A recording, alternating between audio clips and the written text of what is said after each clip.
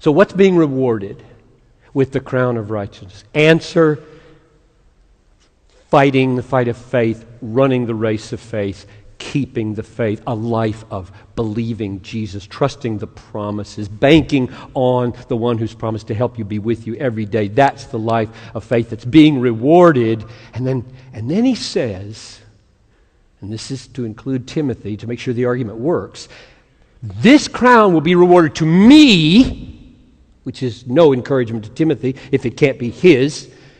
And then he says, and not only to me, but to all those who,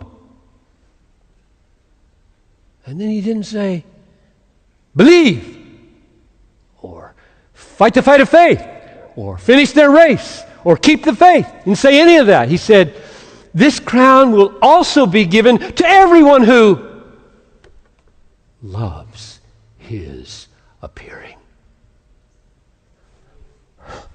Where did that come from? And surely we are to learn from this something about the essence of faith. Because if what Paul is being rewarded for is keeping faith and fighting for faith and running in faith, and then he says, and you too will be rewarded for, and instead of saying faith, he substitutes love is appearing. What does that tell us? It tells us that right at the core of saving faith is wanting Jesus,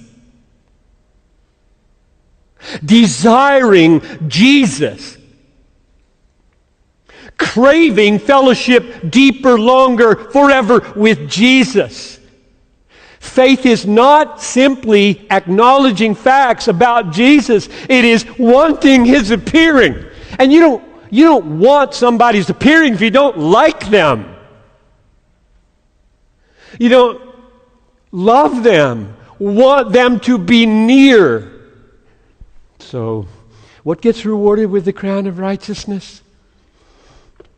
Could say it in different ways. A life of faith, or a life rooted in and driven by a passion to enjoy Jesus now and forever.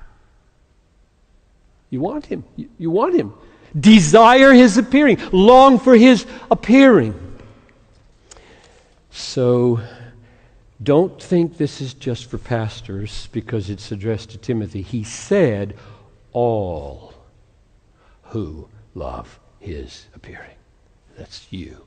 You will receive a crown of righteousness if you love Jesus. That's what the universe is for. Loving Jesus, valuing Jesus, treasuring Jesus, desiring Jesus.